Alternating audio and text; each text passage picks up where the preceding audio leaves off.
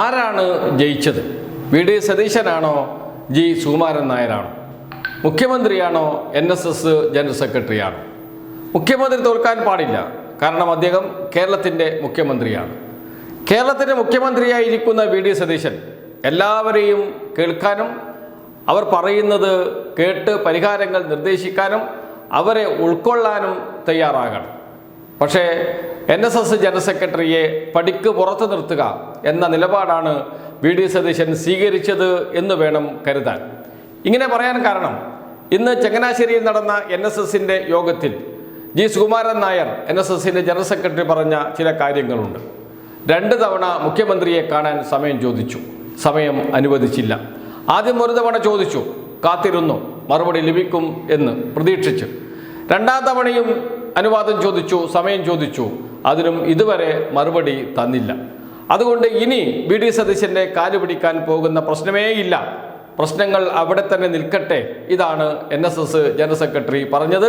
അതോടൊപ്പം അദ്ദേഹം പറഞ്ഞു, വി ഡി സതീശൻ അഹങ്കാരിയാണ്, അദ്ദേഹത്തിൻ്റെ കാല് പിടിക്കാൻ ഇനി ഞാനില്ല എന്ന്. ഒരു നിവേദനം കൊടുക്കുന്നതിന് വേണ്ടിയിട്ടാണ് മുഖ്യമന്ത്രിയെ കാണാൻ സമയം ചോദിച്ചത്. കഴിഞ്ഞ സർക്കാരിൻ്റെ കാലത്ത് നിവേദനം കൊടുത്തിരുന്നു, നടപടികൾ ആരംഭിച്ചിരുന്നു. അതിൻ്റെ ഫോളോ അപ്പിനെ കുറിച്ച് മുഖ്യമന്ത്രിയുമായി ചർച്ച നടത്തണം, ആശയവിനിമയം നടത്തണം. അതിനു വേണ്ടിയിട്ടാണ് സമയം ചോദിച്ചത്. ഇക്കാര്യവും മുഖ്യമന്ത്രിയുടെ ഓഫീസിനെ അറിയിച്ചിരുന്നു എന്നാണ് NSS ജനറൽ സെക്രട്ടറി പറഞ്ഞത്. അക്കാര്യത്തെക്കുറിച്ച് ചർച്ച നടത്തണം, ആശയവിനിമയം നടത്തണം. അതിനു വേണ്ടിയിട്ടാണ് മുഖ്യമന്ത്രിയുടെ സമയം ചോദിച്ചത്.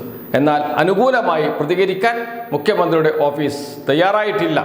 എന്തിനാണ് മുഖ്യമന്ത്രിയുടെ സമയം ചോദിച്ചത് എന്ന കാര്യവും മുഖ്യമന്ത്രിയുടെ ഓഫീസിനെ അറിയിച്ചിരുന്നു എന്നാണ് NSS ജനറൽ സെക്രട്ടറി പറഞ്ഞിരിക്കുന്നത്. എന്നിട്ടും സമയം അനുവദിച്ചില്ല. അതുകൊണ്ടാണ് പറഞ്ഞത്, മുഖ്യമന്ത്രി വി ഡി സതീശൻ അഹങ്കാരിയാണ്, ഇനി അദ്ദേഹത്തെ കാണാൻ പോകുന്ന പ്രശ്നമേ ഇല്ല എന്ന്. ഇത് ശരിയാണെങ്കിൽ വി ഡി സതീശൻ ചെയ്തത് തെറ്റാണ് എന്ന് പറയേണ്ടി വരും. നേരത്തെ പറഞ്ഞതുപോലെ എല്ലാവരെയും ഉൾക്കൊണ്ട് കേട്ട് അവരുടെ പ്രശ്നങ്ങൾ പരിഹരിച്ച് മുന്നോട്ട് പോവുക എന്നതാണ്. മുഖ്യമന്ത്രിയെ ആർക്കും കാണാൻ വരാം, ഏത് നിമിഷവും കാണാൻ വരാം എന്ന് പറഞ്ഞ മുഖ്യമന്ത്രിയാണ് വി ഡി സതീശൻ. സെക്രട്ടേറിയറ്റ് ആദ്യം തുറന്നു കൊടുത്ത ആൾ, ഇരുമ്പ് മറയായിരുന്നു സെക്രട്ടേറിയറ്റിൽ എന്തൊക്കെ പറഞ്ഞ ആളാണ്. അദ്ദേഹമാണ് NSS ജനറൽ സെക്രട്ടറിയെ കാണാൻ സമയം അനുവദിക്കാതിരുന്നത്. തിരക്ക് കൊണ്ടായിരിക്കാം. മുഖ്യമന്ത്രിയുടെ ഓഫീസിൽ നിന്ന് ഇതുവരെയും ഇത് സംബന്ധിച്ച് ഒരു വിശദീകരണവും വന്നിട്ടില്ല. ഇനി കാണുമോ എന്നറിയില്ല. എന്തായാലും NSSൻ്റെ ജനറൽ സെക്രട്ടറി പറഞ്ഞത് ശരിയാണെങ്കിൽ NSSനോട് ചെയ്തത് വലിയ പാതകമായി പോയി എന്ന് തന്നെ പറയാം. NSSുമായും വെള്ളാപ്പള്ളി നടേശൻ SNDP യോഗം ജനറൽ സെക്രട്ടറിയുമായും വി ഡി സതീശൻ അകന്നു നിൽക്കുകയാണ്. ഒരിക്കലും സമുദായ നേതാക്കളുടെ തിണ്ണനിറങ്ങാൻ പോകില്ല എന്ന് പരസ്യമായി പ്രഖ്യാപിച്ച ആൾ കൂടിയാണ് വി ഡി സതീശൻ. പിന്നീട് അദ്ദേഹം അത് നിഷേധിക്കുകയും ചെയ്തിട്ടുണ്ട്. NSS ജനറൽ സെക്രട്ടറി തന്നെ പറഞ്ഞിട്ടുണ്ട്, എൻ്റെ വീട്ടിൽ വന്ന് ഇവിടെ തിണ്ണനിറങ്ങി ഇവിടെ ഇരുന്നിട്ടുണ്ട്.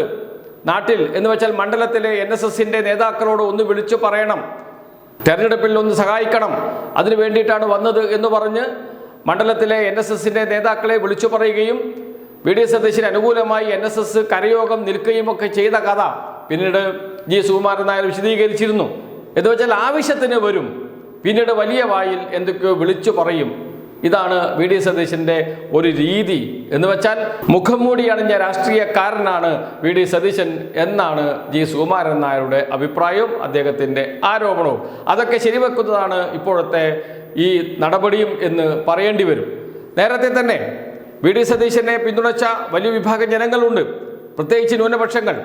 അവർ വി ഡി സതീശനെ അകമഴിഞ്ഞ് പിന്തുണച്ചത് NSS ജനറൽ സെക്രട്ടറിക്കെതിരെയും വെള്ളാപ്പള്ളി നടേശനെതിരെയും നിലപാട് എടുത്തതിൻ്റെ പേരിൽ കൂടിയാണ്. ആ വിഭാഗം ജനങ്ങളുടെ പിന്തുണ കുറയുമോ എന്ന ആശങ്കയാണോ NSS ജനറൽ സെക്രട്ടറിക്ക് സമയം അനുവദിക്കാതിരുന്നതിന് പിന്നിൽ? അതല്ല ബജറ്റുമായി ബന്ധപ്പെട്ട തിരക്കാണോ എന്നതൊക്കെ വിശദീകരിക്കേണ്ടത് മുഖ്യമന്ത്രിയുടെ ഓഫീസാണ്. എന്തായാലും NSS ജനറൽ സെക്രട്ടറിയുടെ ഓഫീസിൽ നിന്ന് വിളിച്ച് കാണണം എന്ന് പറയുകയും സമയം ചോദിക്കുകയും ചെയ്താൽ സ്വാഭാവികമായും അതിനൊരു മറുപടി നൽകണം. ഇപ്പോൾ സമയമില്ല, ബജറ്റിൽ തിരക്കാണ്, ഇത്ര ദിവസം കഴിഞ്ഞ് കാണാം എന്നെങ്കിലും പറയാമായിരുന്നു. ഒരു മറുപടി പോലും കൊടുത്തില്ല എന്ന് വെച്ചാൽ അത് വളരെ വളരെ മോശമായി പോയി. അതുമാത്രമല്ല, NSSനെ മുഴുവൻ അവഹേളിക്കുകയും അപമാനിക്കുകയും ചെയ്യുന്നതിന് തുല്യമായി അത് മാറുകയും ചെയ്തു.